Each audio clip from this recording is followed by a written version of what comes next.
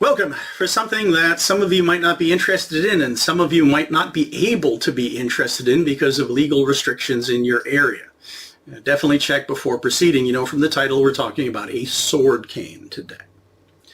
And this may open up a whole series for me, stay tuned, but my own personal history with sword canes goes all the way back to the 1970s. Young man who had probably seen A Clockwork Orange too many times decided to buy a cheap India-made replica of what was actually an India-made Victorian sword cane. And there were certain things about it that were definitely rough, cheap, and sloppy, but certain things about it that were surprising in their quality, including a horn and bone grip and some nice carving, some brass fixtures. Now, the blade I would not call a blade. It was rough, lumpy, and rectangular in cross-section. The tang ran all the way through the grip to the point where it stuck out through the nose of the lion head pommel, very unsightly. But I've actually seen the same thing on some historic versions, and speaking of historic versions, had a very sloppy twist release latch. Now, back then I was able to carry it, and I put it to a lot of questionable martial use until eventually it, well, fell apart on me. The blade came loose, the pommel fell off, got lost, and the teak shaft split. I still have the grip, though. We'll use it to compare to the modern version we're about to look at.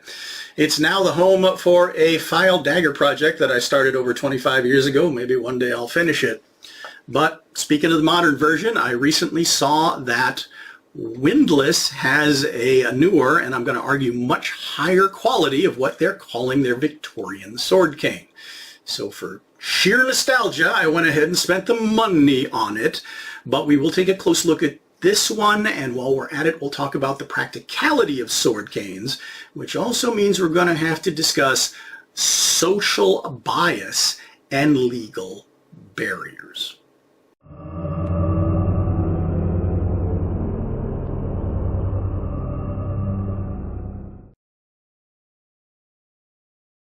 Close-up mode to talk about the friendly end, specifically the grip you're going to have in your hand when you draw it. Compared to my original, I've got bone, I've got horn, but I'm going to say the carving on the bone, I actually like it better on my old original. So if this ever falls apart, I might swap out that part. I don't know, it might be compatible. But you've got a fairly well done brass lion head on the pommel cap. As I mentioned, this one, it was peened clean through the lion's nose pretty unsightly, and it fell off. I don't know how durable this one's going to be, but at least it's prettier. And speaking of prettier and actually more functional, you have a nice knurled collar here that has a button release. We'll talk about its functionality a little bit later compared to the really sloppy twist collar here. Now, functional dimension of what's in your hand when you draw it is 4 3/4 inches, about 12 centimeters. And we'll talk about different ways you could potentially grip it later, but let's go ahead and take a look at the blade.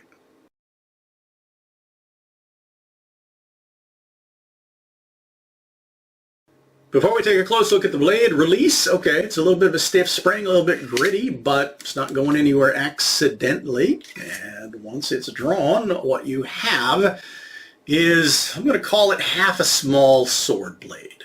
Now, I mentioned my original was this lumpy, roughly hammered rectangular thing with no edges, mystery steel. This is certainly cosmetically a whole lot nicer in terms of a very well done mirror polished diamond cross section, but still mystery steel. They don't list what kind of steel this is on the website. It's carbon steel that my test files are saying somewhere in the low 50s. That's okay for a sword. But yes, like my old one, blunt. On both edges, you're talking about a good 1.5 millimeters of a blunt.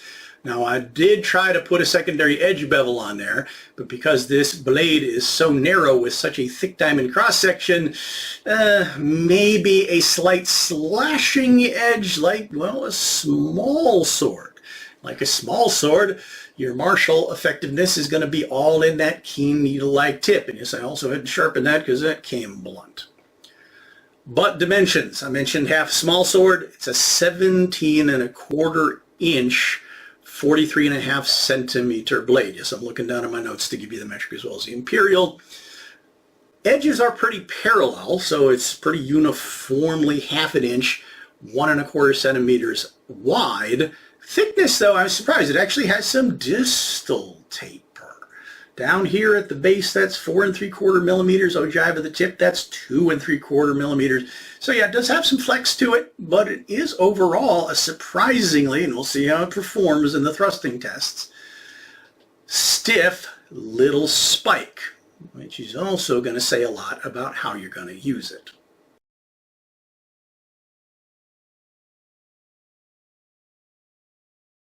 Let's talk about the rest of the stats, starting with how much did I pay for my little trip down memory lane? Well, currently at Museum Replicas, these are going for about $120 US. I'll put the link in the description. Though I did buy mine during the big Black Friday sale, so I got 25% off. Definitely look out for their sales. Now, if you click on the page, you will also see a link to a plain version of this cane, no sword blade. That's only $55 US, and we'll talk about going forward where that might have been a smarter purchase. But for that, what I'm getting, overall dimensions, it's 37 inches, 94 centimeters long. I'm 5'7", so that makes it about 2 inches too long to be a comfortable cane for me to lean on, ergonomically speaking. So will I cut it down? Well, first of all, I'm not allowed to legally carry it in public. We'll talk about that more in a bit. I'm going to say this lion end cap is not very comfortable to lean on, and on the website they specifically say these are not designed at all to be medical devices. So there's that. There may be some more practical options if that's what you're looking for.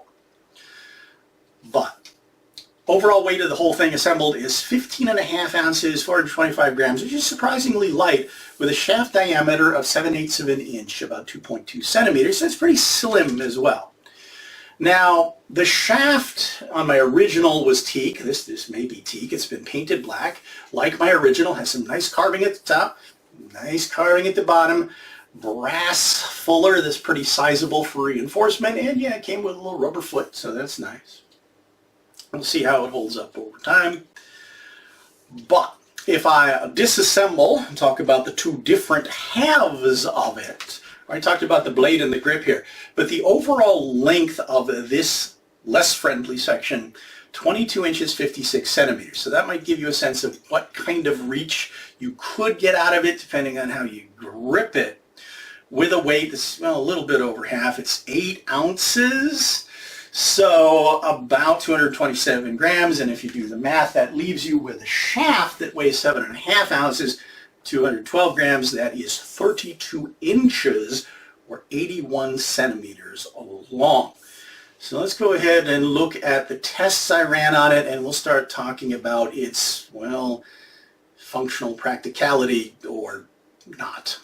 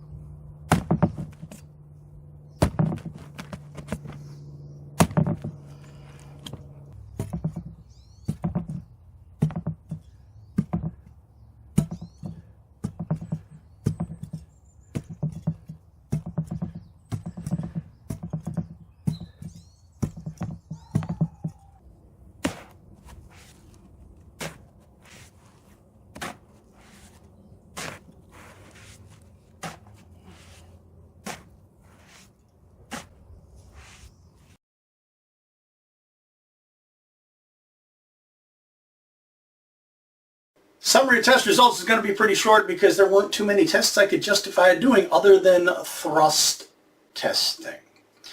I mean, there's really no edge for cutting or to do the bamboo test to see if it'll roll, and since the blade doesn't have much mass at all, even hitting stuff with it to check the durability, I mean, I don't think I could parry block displace anything with this blade. So I used Mapel, which is multiple layers of thick cardboard backed up by a couple of inches of compressed brown paper bag paper up against my roto target. straight into the redwood target and the archery target. What am I using those for? Well, the Pell checks penetration and channel into a soft media that gets progressively stiffer. So yes, it did penetrate very effectively, left the channel that would be expected by the geometry, which is definitely a lot more on the needle end of the spectrum. And you can also see a little bit of flex, and we'll talk about kickback into my hand here in a second, because straight into the redwood, checking tip durability, well, tip held up really well. Now, I'm not trying to destroy it by driving it into the wood and twisting it sideways, but should it collide with something a little harder than expected, I think it would hold up and not just roll over or snap off. But that's where I'm really getting a sense of what that linear impact is doing going back into my hand. Any uncomfortable collisions? Well, yeah, the button is pretty sharp if I catch it just wrong. But mostly it's about, does my hand stay put? And the answer is, in a conventional grip, no, not really. It's really easy for my hand to slip up, but since there's not any real serious edge there, I'm not worried about what's going to happen to my hand in an emergency should it wind up here if it hits a heavy impact. Don't think it's really going to injure me that much, but that does tell me I'm probably somewhat better off screwdriver gripping the thing, planting that pommel cap into the hollow of my hand, and we'll talk about that more in handling. The final thrusting test I did was into my archery target, which gives me a soft media with uniform consistency to really kind of check deep penetration. And yeah, it behaved like I thought it would. It's a long, skinny needle of a blade, so yeah, no real problem penetrating into that media. But is that going to give you enough to make this practical, martially speaking? All right, hang in there. It's time for the talk. But in this situation, the talk is extra important because we need to talk about legality and social bias. First off, when it comes to sword canes or any cane that's concealing a weapon, there are a lot of places you can't even own them. Now, in my area, I can own one, buy one, but I'm not allowed to carry it. And I have been to places where it's not just about having a blade inside a walking stick or an umbrella or something like that, but that law might apply to things like, well, what they would call weighted canes. Might be a problem in and of themselves if it seems to be designed more to be a weapon or at least more than a medical device. So that's something to consider. But as I've mentioned in previous videos, if you happen to describe any tool or object you're carrying to the wrong people as being for self-defense or self-protection, that automatically makes it a weapon and all that potentially comes with that. So yeah, this absolutely clearly looks like a sword cane. Speaking of its appearance, you might recognize this if you're a fan of the Robert Downey Jr. Sherlock movies. This is the cane that Jude Law's Dr. Watson carried. So yeah, there's some potential for cosplay there. But if you're going to do that, I would absolutely recommend you getting the non-bladed version. And we'll talk about why, again, that might be the even smarter choice in multiple ways. One thing to consider, not only the legal ramifications of carrying a weapon and how someone might look at your potential intent, either before or after the fact of an incident. You also have to carry over to social bias, and we've talked about this in the knife reviews. Carrying any kind of edged implement for even the most justifiable self-protection carries with it a very strong, not only legal, but social bias against it. People in my country are a whole lot more comfortable with guns than they are with blades, or even bludgeons to speak of. So some things to consider. But a final thing to consider when it comes to that social bias is I would refer you to a video that Matt Easton did where he did a dive into records of the use of sword canes in history. And there's a common theme. Now, he's British, so you have to consider some of their biases against weapons and armed self-defense. But universally speaking, anyone who deployed a sword cane in a violent encounter was automatically considered to be the villain because they were carrying the thing, therefore they must have been looking for trouble. Or even if they weren't, there's a common theme that comes up that the writer, the journalist who's supposed to be objective is lamenting if they just didn't have a sword cane, if it was just a regular stick, maybe no one needed to die. They could have just hit the person with the stick to defend themselves instead of running them through. And there's actually several situations where the defendant makes the same very amusing claim to excuse sticking somebody with a pointy thing, is that oh, officer, judge, your honor, the shaft just accidentally fell off in the middle of the fight. I didn't mean to stab him. I thought I was hitting him with the shaft. And which, needless to say, was not at all believable in context. So, let's talk about any potential martial effectiveness of this sword cane, and potentially also other sword canes, versus, well, what other options you have that might serve you just as well without getting you in that kind of trouble.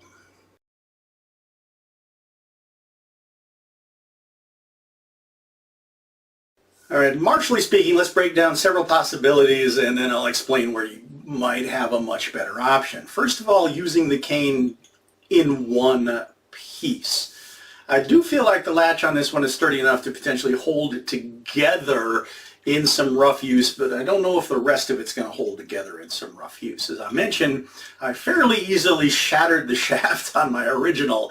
I don't know how thin and flimsy this is, but I really would not feel confident hitting anybody with it, even though it does have some brass reinforcement up here. It's also not very heavy. And in general, martially speaking, when it comes to, shall we say, a light stick-like object, which would include something like an umbrella, and a lot of canes, your best attack by far, you might be able to get away with doing some parrying or deflecting with it, but jabbing, stabbing with the ends is going to hit a whole lot harder than you could probably hit with, well, something that doesn't have much mass behind it. And again, resilience factor, I don't really think it would survive. That would also include taking it apart. We'll talk about potentially using the two things together, but let's go ahead and get to the unfriendly half.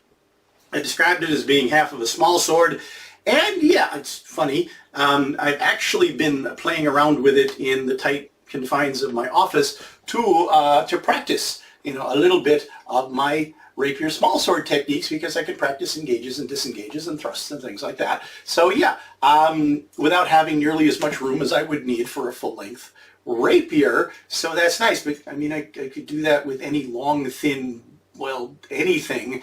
I don't necessarily need this to do it. But when it comes to employing this as a weapon, as I mentioned, I do have a much firmer and more secure grip on it if I screwdriver grip it, and that also gives me a couple of extra inches of length. But is that something I'm going to need?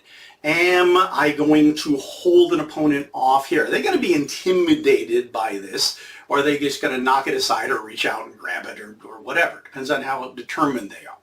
I used to have, shall we say, more delusions about how frightening martial techniques would be if they were flashy, and time has taught me never to count on that. So, being able to employ this, I might be able to employ it at reach. I feel a little bit more confident actually employing it, leading with the other hand, as if it were a knife. Okay, we're going to come back to that, which might be enhanced by what I could do with the stick in the other hand. For you guys who are into FMA, could you employ something resembling espada y daga? In which case I would put this thing in my left hand, my non-dominant hand, and be able to employ techniques that use those combinations. But again, this isn't much of a stick to hit with. I feel like, again, I've got a little bit of mass at the tip, but I'm afraid the first time I hit something with this, it's just going to break on me. And all I've really got here is the tip, which could be effective, but it has the same limitations as a small sword. As in, great penetration. Small sword is an awesome, very effective weapon if you keep the other guy over there. The other thing you've got to consider with the small sword and the rapier in many situations, like any blade that has the needle-like profile, it's going to be very good at penetration, but your opponent might not notice immediately. So if this is a real life or death situation where you need to discourage somebody, you might create something that is indeed a mortal wound but doesn't have an immediate effect. So you're still busy defending yourself versus what something that has more, shall we say, impact in different ways could accomplish, and this just doesn't have it. I don't have any mass here for really making anything more than a stinging, intimidating strike slash with. Don't really feel like I could displace anything with this unless it was something equally light. Yeah, I just don't feel very confident using this as an effective weapon, even though it's light and fast and very pointy. Just like I don't feel like being, I could make much use out of this shaft. Which gets me to the obvious argument. Well, obviously, there are a lot of other designs of sword canes, and maybe we'll look at some of those going forward, that have stouter shafts and stouter, more substantial blades. But they still have the same social and legal issues attached to them. So if we want to get away from that, but give you what I could potentially get out of a sword or a knife cane without the trouble, I would argue that you're probably better off, one, finding a good solid cane. I talked about potentially doing more videos on this subject. Now this is one of my actual walking canes that I made for myself. It is pretty light, but it is made out of Chinese waxwood, which is one of the woods they make their spears out of. It is remarkably dense and resilient. I would feel pretty confident hitting somebody with this in a lot of different ways and making use out of it as an impact tool, jabbing with the ends of it, and there's certain things I could do with the hook that we might talk about again in future videos. But thinking about that cane that conceals a blade, would I not be better and, well, legally speaking, safer served to have a good walking stick and a good blade, which I could justify in this case carrying as a tool, not a weapon? Would that not give me basically the same thing or better? Let's get our conversation going and discuss, because I think this is a topic that is worth covering in future videos. As I potentially look into canes, not necessarily bladed canes, but canes that might be effective in a self-defense situation and what you might be able to do with them, different designs and builds and products and things like that. So let me know if you want to see more of that. But until then, thank you all so much, as always, for watching, subscribing, following my journey, putting up with my madness, and I hope to see you back for, well, I don't know what it's going to be yet. I have a couple of things lined up. Probably not knife videos for a while. There's some swords I've got to cover, and the hawks and hatchets and some other things, but I hope to see you for, well, whatever comes next.